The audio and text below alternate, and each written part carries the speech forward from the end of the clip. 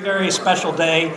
My name is Brent Dunn. I serve as Executive Director of the Missouri State Foundation, and so glad so many could be here on this beautiful day.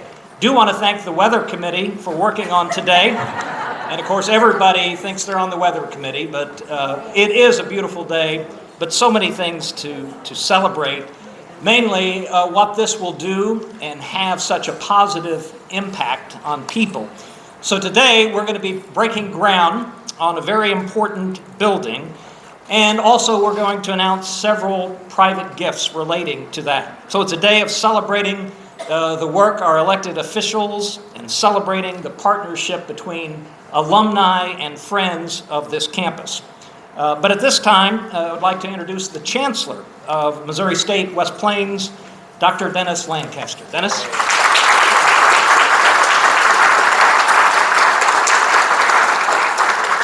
Thank you, Brent. Thanks, everyone. Hello, everyone in the cheap seats back there. If you only had a seat, I know. Anyway, thank you all for being here. It is a great day to celebrate a lot of things. So, let me tell you a little bit of a story. About 5 years ago, on the first day of the fall semester, I was greeting students in front of Liebeyer Hall. That's that building right over there, as they came to class, first day of class. A car drove up and parked off to the right, and a young man opened the passenger side door, put on his backpack, shut the door, and leaned into the open window to talk to someone. He stood there a little bit, talking to whoever it was, and he looked around toward the entrance of Liebeyer, where I was, paused, and then started toward me while the car moved forward a bit. He may have gone 20 feet or so, turned around and looked at the car, turned toward me again, and walked a few more feet and stopped. This time, he went back to the car and spoke to the driver, who by this time I determined was his mom. Again, he turned around and started toward me, getting closer to me than before, but again he stopped, turned around toward his mom, and turned again toward me. It was then I figured it out. I was the reason he was hesitating. I was what was keeping him from getting closer to the building. I was blocking that front door to his first college class. I was the problem. So I moved off to the other side of the entrance area, and this time he approached the door and went in. Later I learned the young man was autistic, and for whatever reason, with all the normal first day butterflies, coupled with his unique challenges caused by his autism, he saw me as an obstacle to his college education, in some ways to the rest of his life. My understanding of this student's first day struggle led to our campus community wondering about what other obstacles could be removed or mitigated for students like him at our campus. What else could we and should we be doing to make his transition easier from high school to college and then to an independent life? How can we assist him and his family in this next step toward a life filled with hope, not endless barriers? How many more people like me were in the way? And finally, how many more students like him struggle with autism or some other form of neurodiversity? Let me answer this last question for you for just a bit. According to a 2000 study by the Missouri Department of Mental Health, Missouri's prevalence rate of school-aged children with autism was about 1 in 150 children. In just 18 years, the prevalence rate increased by roughly 60% to 1 in 71. School counselors and administrators have told me that they believe the prevalence rate in our region is much higher than that. In other words, the need for our program in this facility is only going to become greater in the years to come. So today, after many other questions and many other people joining us in asking those questions, our Greater Ozarks family is joining our Missouri State West Plains campus community to do two important things. First, announce the official naming of our Ascend Autism Student Support Programs, and second, break ground on a uniquely designed facility that will be the program's home for those years of hard work ahead. Before we get to those two things, I want you to meet some very important people.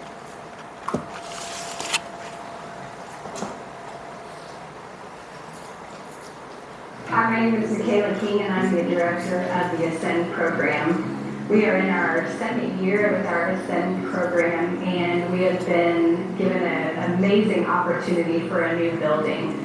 This building will house not only our Ascend students, but our new degree programs that will be teaching on autism. In my senior year of high school, when I heard the announcement that Missouri State University West Plains was going to have a special program for people with autism, and I immediately wanted to go to that college because of Ascend. I felt like this program was actually made for me in mind. I can actually get more things done if I had more help. It is important to me because I don't have as many things to distract me from what I'm doing, and can actually relax. To be honest, my original plan was never to go to college, but my mother had suggested that I give college a try after we had heard about Ascend, and it sounded too good to be true, and funny enough, this is actually the best decision I think I've ever made. One of my favorite memories. Okay, well, we actually did a movie night. That, funny enough, was one of the first Ascend events that I ever went to, and that was the start of me starting to become a more social person. This is a wonderful program.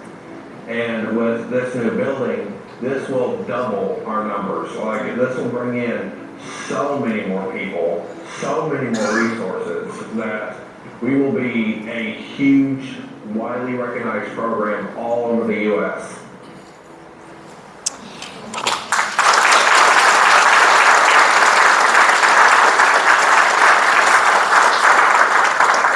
There's Seth, there's William.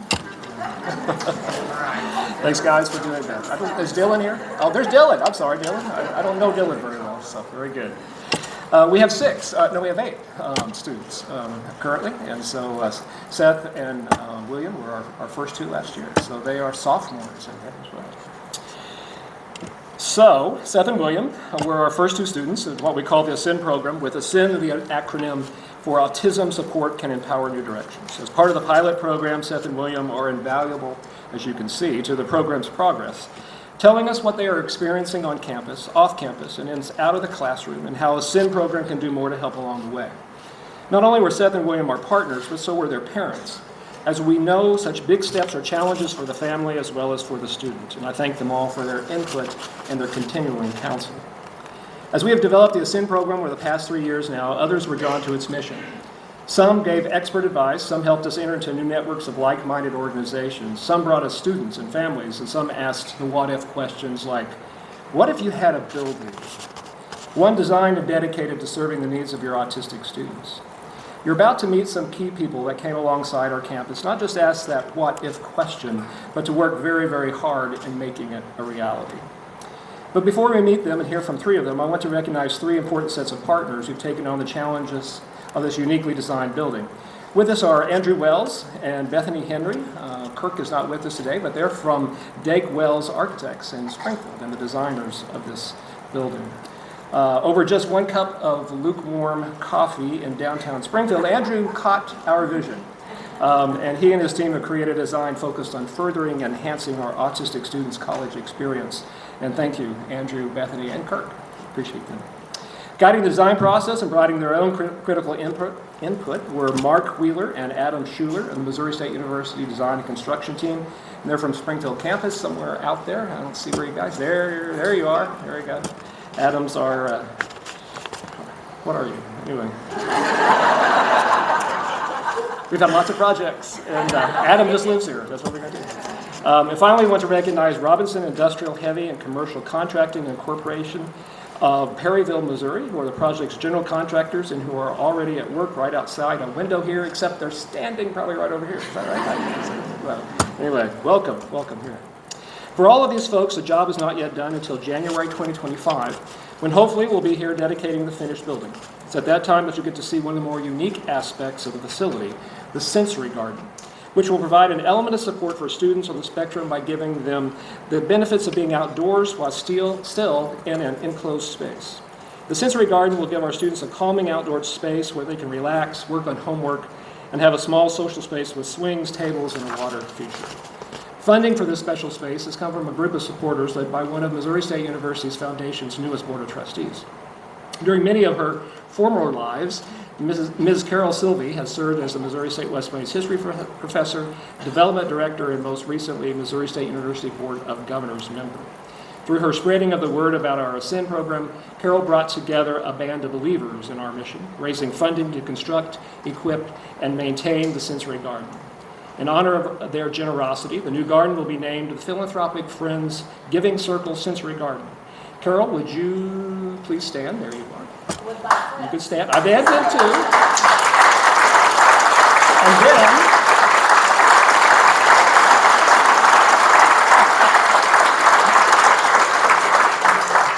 I will pay for that later. And then all the philanthropic friends, would you please stand? If you gave to the Giving Circle, would you please stand? So.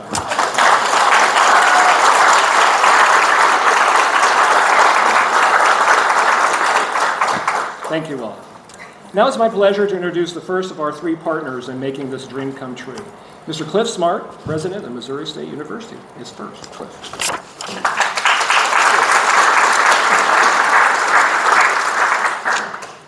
Thanks, Dennis, and what a great crowd today. You know, I look around the room and there are so many people that have contributed tremendously to the project and the program that will be housed in this project. I can't introduce everyone, but I want to introduce some.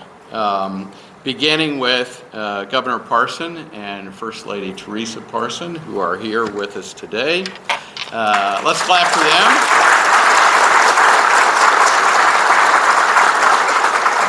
I'm going to come back and say a couple more words about that. I'm going to then introduce a group of people. Let's hold our applause until we get through, because there are a lot of people here. That's how you can tell this is a big project. This is a big deal. There are a lot of people here.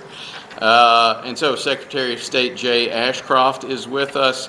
Cody Smith, the chair of the House Budget Committee, Senator Carla Esslinger, and State Representative David Evans, and I know there are other state representatives here as well.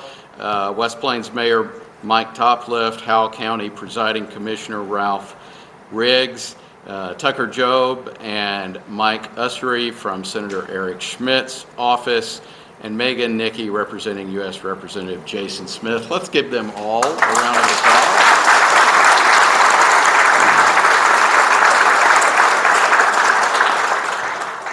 And several Board of Governors members here with us today. Dr. Melissa Gorley, who is a veterinarian, lives in Mountain Grove, is with us, as is our student representative, Bradley Cooper. We recognized Carol, who was board chair very recently and just rolled off when Dr. Gorley was appointed, and then her predecessor, Mary Schrag, is here today. It is that group of people, and again, thank you, Governor, it is that group of people that either makes my job fabulous or miserable, and it has been fabulous the whole time. And so, again, thank you for all that you all do. I want to say a couple of things before I introduce Senator Esslinger to speak. And I want to go back to Governor Parson and say how much we appreciate you. From day one, with an agenda of infrastructure and workforce development that literally everyone in the state could get behind, no one has been a bigger supporter of Missouri State West Plains, and higher education than the governor. He understands that what we do is an important part of workforce development. Besides the project that we'll be breaking ground on today, we just completed 2 MoExcels projects to expand our nursing programs on this campus. MoExcels projects are a workforce development project that most universities and community colleges in our state have participated in. That came from Governor Parson, and that's a game changer.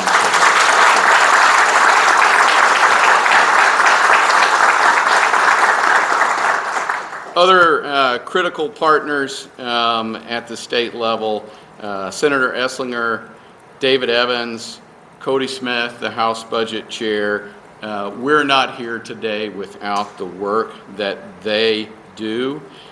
Senator Blunt was a huge participant in this, bringing money home for equipment, for the project, for the program itself. Federal support for these kinds of projects is absolutely critical. Howell County invested significant money through its ARPA funds for this project, recognizing its significance, and then significant private donations that we have talked about and will talk about to make this program and the building a reality. We get projects like this because the federal, state, and county government teams up with the university and private money to make amazing things happen. And they still happen, and it can still function. And today is an example of that. We have a similar program in Springfield called Bear Power that was driven by our board to get that started. And they've been a help in getting this program started here. I met the students, the first 7 students that were in that first Bear Power class. And I remember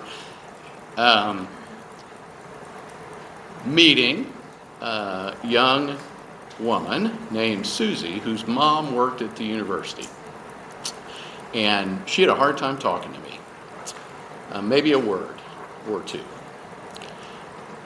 Our program in Springfield is a 5-semester program. At the end of her time in Springfield, we did a presentation to our Board of Governors. Carol was a part of that, with 3 of the Bear Power students. Susie was one of those students. The change was remarkable. I mean, I almost didn't believe it was the same girl. Poised, confident, speaking, talking about the program, what she expected to do. All of these people going through these programs are going to end up in the workforce, not dependent upon government. And that's a great thing. Thank you all for making this program and these kinds of programs a reality.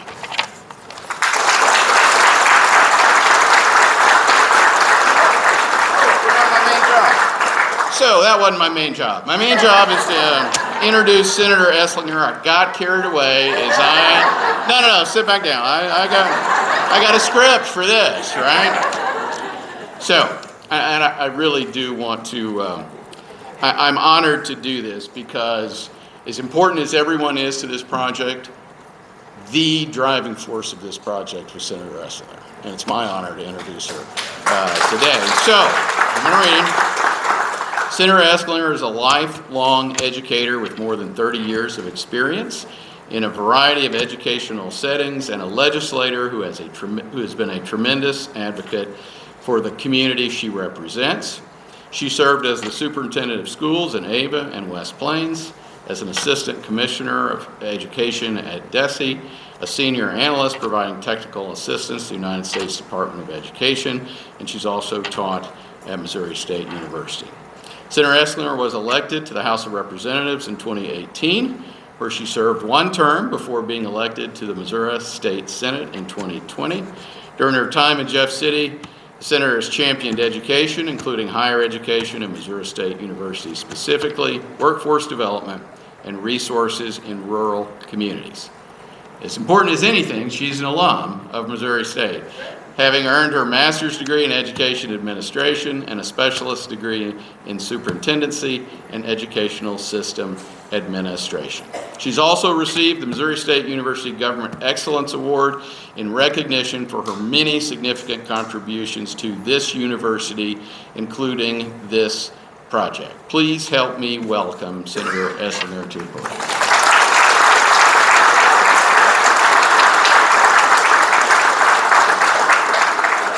I was going to tell him, like, you don't have to introduce me. I think half the people, I believe more than half the people know me. So, hi guys, how you doing? Good? Isn't this a fun day? You know, we were just across the street having a fun day. Now we get to come over here and have another fun day. Wonderful. But I wanted to mention, William, you're from Theodosia. And your last name is Cole. Yeah. What's your daddy's name? I don't have a dad, unfortunately. All right, so your mom's first name is? Oh my gosh, of course it's you. Okay, I've worked with her too. So I I absolutely love it when I get a chance to come home, come to West Plains, and be able to have a day like this. I don't want to go on and on about what this program is going to do. Each one of you know what this program is going to do. That's why you're here. But I do want to take just a minute to let you know kind of how I got engaged in this. So it began with Carol. Every story. She calls David Evans and I and says, hey, would you like to have lunch? I've got an idea. And then, of course, she had wonderful friends join us. And they were saying, okay, what can we do? We need a building. What's possible? What can we do? So as David Evans, which David, he's our representative. And I can tell you that without David Evans, without Travis Smith, without several other of my buddies over in the house, this would not have happened. It takes a team. It truly takes a team. Starts with an idea. I call it a spark. That spark gets legs, and it keeps going, and it keeps going. And you bring lots of partners in, and you find success. We have seen that over and over in many places within the 33rd. But one thing I get to do is I get to give an example to many of the other communities I work with and say, have you seen what's happening in West Plains? Have you noticed the partnership with the university? Have you noticed how well the local government works with the university, with the school system, with the city, with the chamber? Get it together, synergize, I guess you could say, and great things happen. So thank you all for being such great folks and making these wonderful programs happen for our children. So I will start with my real job here. But before I do, I want to mention that we have a very special lady with us. She's our First Lady. And our First Lady, you probably guys don't know this, but she is one of the strongest advocates for children in our capital. Absolutely, especially for our autistic children. So I just want to say thank you very much.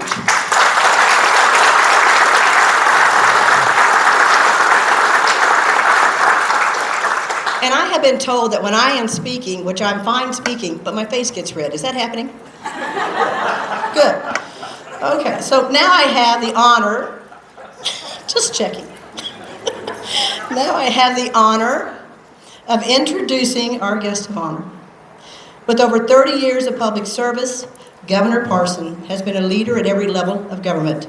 During his service in the U.S. Army and as sheriff of Polk County, he ensured our safety and security.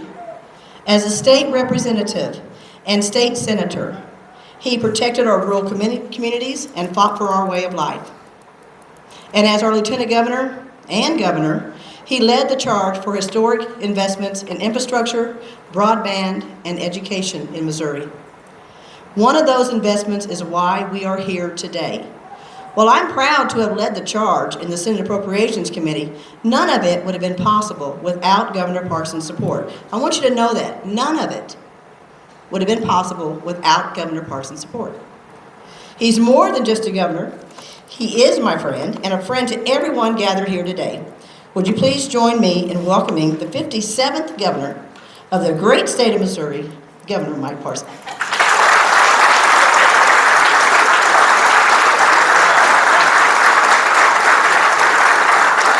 Thank you very much. Thank you, Carla.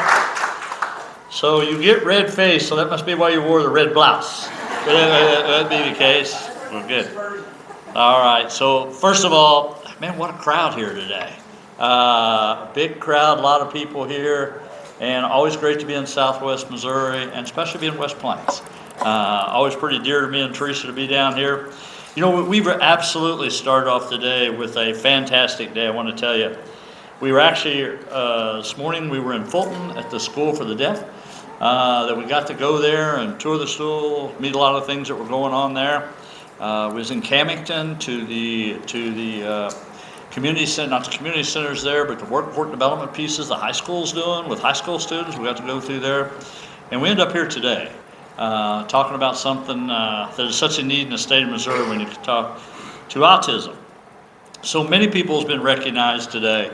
And but I got to tell you, there is key players in the things that happen in Jeff City. And I will tell you, as governor of the state of Missouri, I had a conversation with Cliff early on with all the community college presidents, the university presidents. I brought them all into my office and I said, look, I'm going to work with you. I am. I'm going to do things that we've never done before in this state. But I'm not going to just write you a check. You're going to have to make sure you perform. You're going to have to make sure we're taking care of our kids for the future of our state. And we're going to make sure that we're moving the needle forward. And I'm going to help. Second thing that's going to happen, you're going to have to buy in. So the communities are going to have to buy in. Individuals are going to have to buy in. And if we will partner, that's the secret to success in this state of what we're doing. This couldn't be more of an example today. And I want to thank this campus. I want to thank Cliff for his friendship since I've been governor and all the things that he's done for this state, for our state university, Carla, for everything she's done. I want to thank the representatives here, Representative Evans. And I'm going to make a confession here, which I probably shouldn't do, but I'm going to do it. This almost didn't happen. And I will tell you, it was on the bubble. And it was on the bubble in the governor's office. You know, you can't do everything everybody wants. That's the thing I've learned. And there's a lot of good projects. Some make it across the finish line, some don't. This would not have made it across the finish line if it had not been for your state representative and your state senator. And that's the truth. It would not have made it. So you owe them a huge round of applause.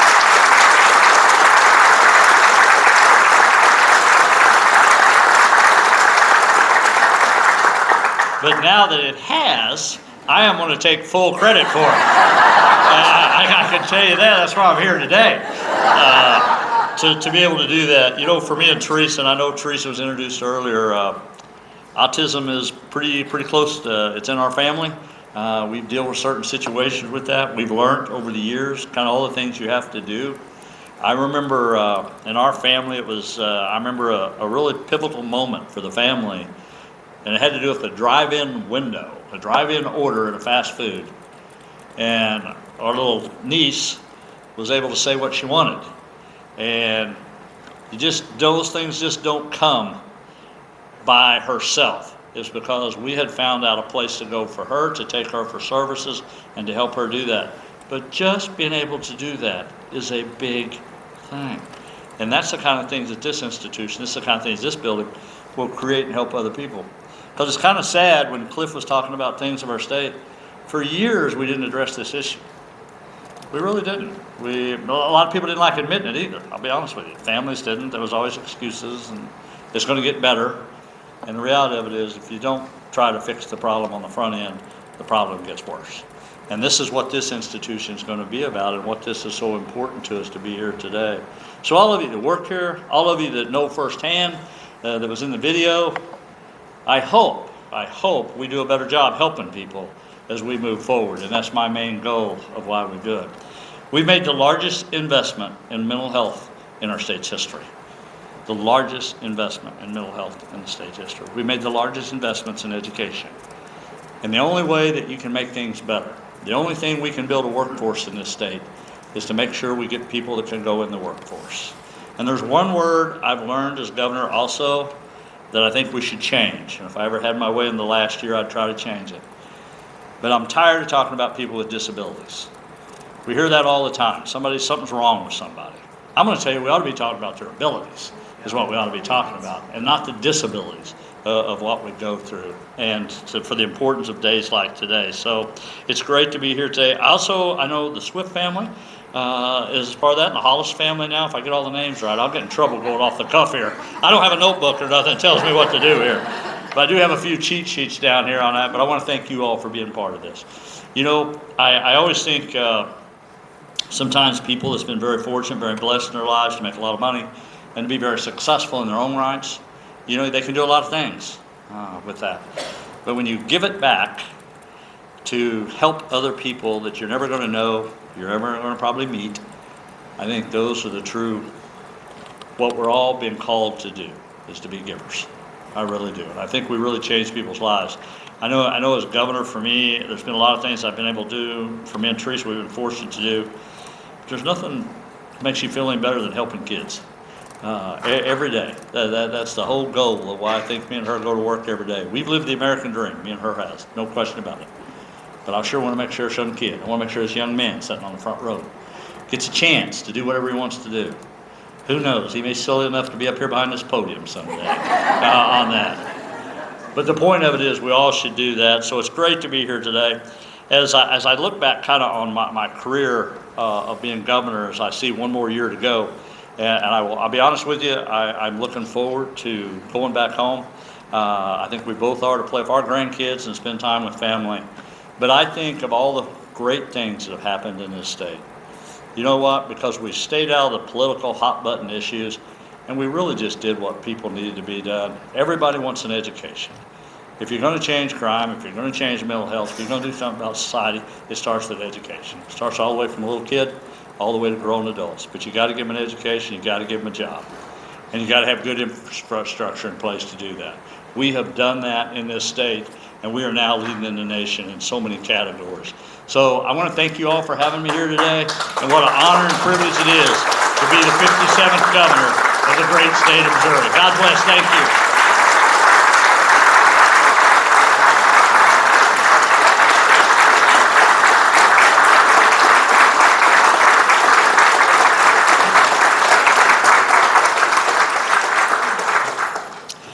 Thank you, Governor Parson. Again, ladies and gentlemen, let's give him another round of applause for support of Missouri State West Plan.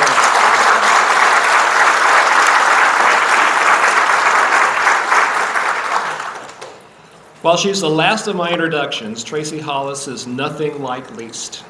She would disagree because she believes strongly in the biblical observation that the first shall be last and the last shall be first. That's been Tracy's heart in her career and life, as she and her family have worked in our region to care for those with developmental disabilities. 33 years ago, they transformed our home into a licensed group home to provide residential living services to 9 individuals. Since then, TJ Swift House, which is contracted through the Missouri Department of Mental Health, has grown to offer day residential and rehabilitation services, shared living services, and respite care for the clients they serve and their families. When I first explained what we were trying to do for autistic college students, Tracy was immediately interested. In fact, she was immediately physically and emotionally interested. Somehow, tears flowed from both of us, and we knew then what we needed to do. So when the university announced its new autism transition program in April 2022, TJ Swift House Incorporated, owners Tracy Hollis of Thomasville, her children Dr. Nate Swift and Keely Swift Gale, and their spouses Aaron Swift and Dylan Gale, all of West Plains, were eager to join the cause. Without their support and the spark of funding to move forward, we would not be here today. It is very clear to me that to come this far in so short a time is a testament to 2 things. First, the overwhelming need for this kind of a program, and second, to the great trust and generosity of people like Tracy Hollis, her family, and those who have contributed toward making this program and facility a truly special place for our autistic students. Ladies and gentlemen, because of Tracy and her family's great generosity and personal support for our autism program, I am so very pleased to announce that our Ascend program will now be known as the TJ Swift House Ascend program.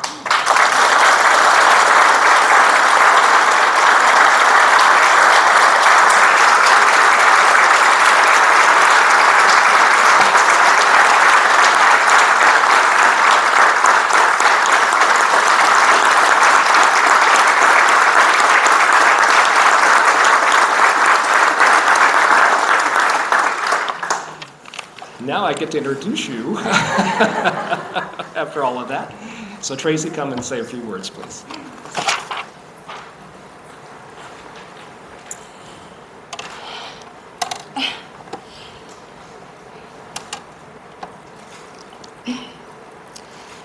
TJ Swift House started in 1990, and we are run by a board. Myself, my son, and my daughter. And we've been in existence for 33 years. One of our main values that we rehearse with each other and with the staff is that people with disabilities are supported in accomplishing their dreams, and they're able to express themselves through their gifts and their talents.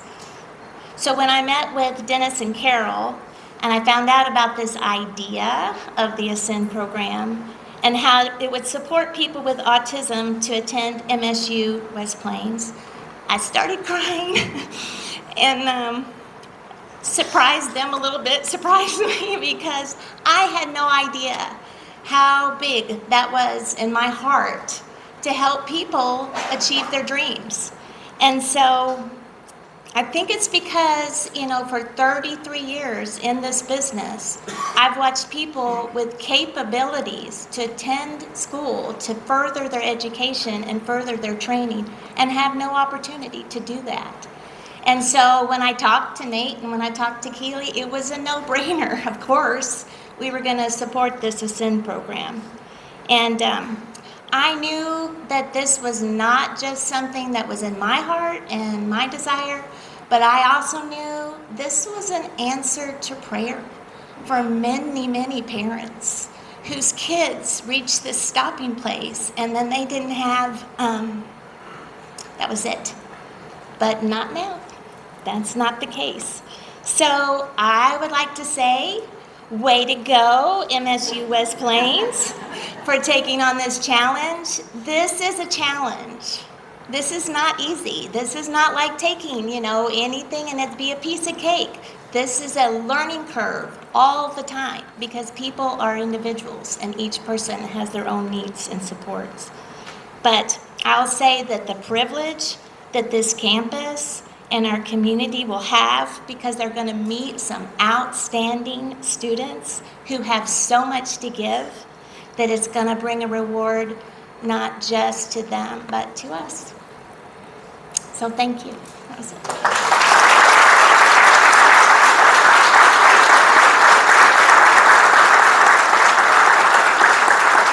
Thanks so much, Tracy, and your family, giving of your resources, but giving of your time. As we said earlier on, she is now a member of the foundation board. Has been on the board for a year or so, and we appreciate your service of what you do for Missouri State West Plains and the entire system. And we also thank Carol Sylvie, who's a member of the foundation board, what she does. Mary Schrag is a member of our board as well. So I do have some announcements, but before I do that, because we have one other program that we're going to talk about, but before I do that, if Tracy and the family, Governor and First Lady, and all those elected officials that President Smart introduced, we're going to have you go out the door now. We're not going to talk about you, but we're going to have you go out. And we are going to have you do the ceremonial shovel. Actually, we've got like 3 or 4 hours of turning dirt, but that won't take so long. But we're going to have you do that. And as they do that, we do want to mention one other program that will have such a positive effect on this campus. Last month, the Missouri State Foundation launched a new program called Grizzlies Win here on this campus, and in Springfield it's called Bears Win. WIN stands for Women's Impact Network, and research shows that women are in the majority in making the decisions in philanthropic areas. And so we've had a committee for the last couple of years that has been working for some time. And the main goal of that committee is to assist raising money for mental wellness and degree completion in Springfield. And on this campus, Grizzlies Win, the main focus is raising funds for mental wellness and neurodiversity. And so we invite all. You don't have to be a female. We have men on the committee, but we invite all to be together to help us in these initiatives on the campus. And so if you want more information, you do have an interest in this program, Rachel Peterson or any of us in the foundation would love to talk with you. Great things are to come. This is a historic day on the campus of Missouri State West Plains, and a very important day to make a positive impact on the lives of so many.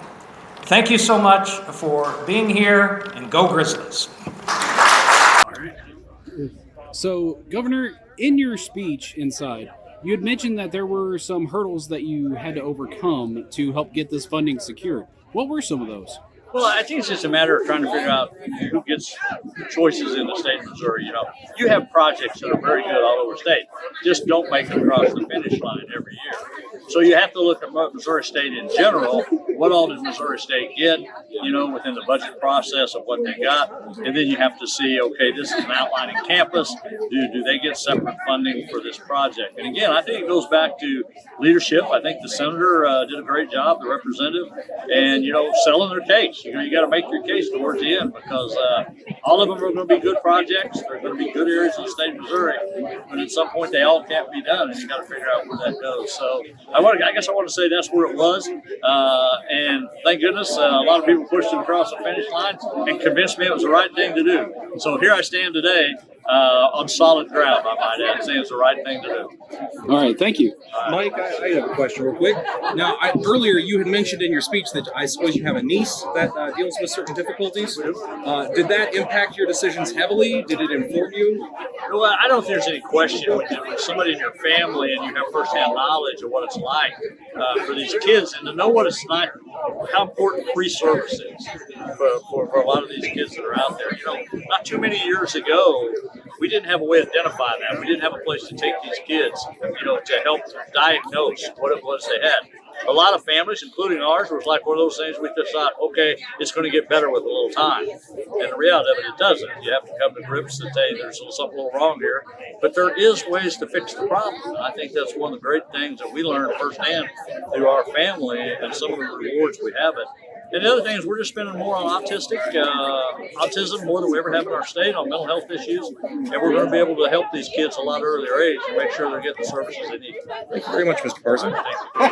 It hasn't been that long, but No, how it you doing? hasn't. Okay, well, So one of the things that we were talking about before were some of the hurdles that stood out whenever putting this project together. What would you say were the biggest ones on your side? And the hurdles, part of it is just the explanation of what autism is and why you need to have a transition program for your students coming out of high school. And so it's, not every autistic person has the same challenges. And so it's how do you create a program that will benefit that student?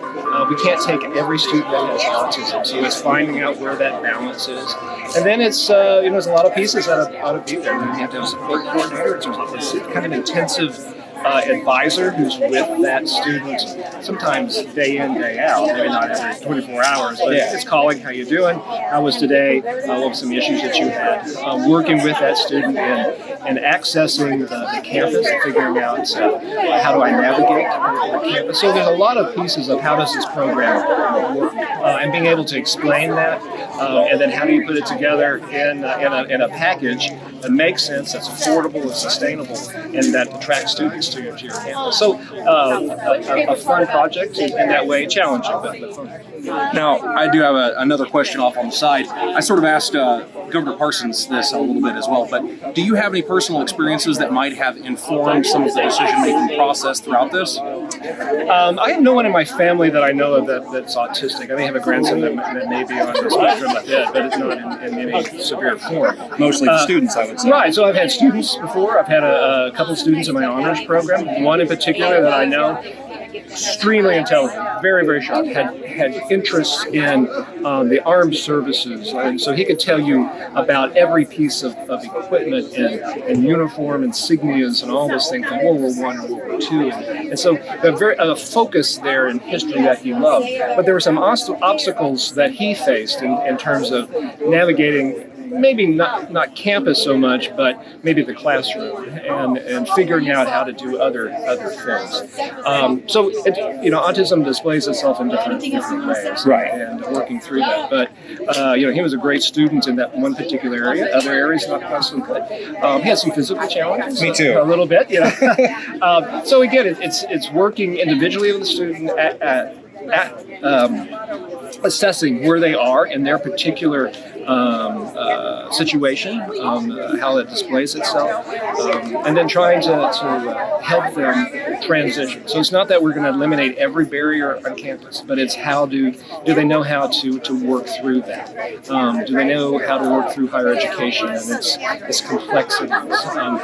Aiding them, but again, working where they will go off then by themselves and have an independent life that they deserve. So in a way, it's a little bit different than other students, but in other ways, not different at all. Correct. No, I mean, other students have the same issues. This maybe is more acute in some ways, more kind of rears itself in ways that are very that stand out. So we have a meltdown, or students wrestling with those feelings and those things that come up. So helping us to understand. The other part of this program I didn't mention was development work for faculty and staff and administration, and even other students. How do we work with autistic students? How do we react to certain things that they might have, behaviors that they might display in the classroom? How do you work with in a classroom with other students, because these are not classes just for autistic students. The program is where we have autistic students are coming into all the other degree programs. And so how do you work within a classroom setting where we might have autistic students too? And then some issues might arise. How do you do that? So ongoing development for our faculty and staff are critical. And then again for other students, because we're going to have a lot of autistic students on campus. It's part of our diversity effort. It's part of living with everyone around us, really. Thank you.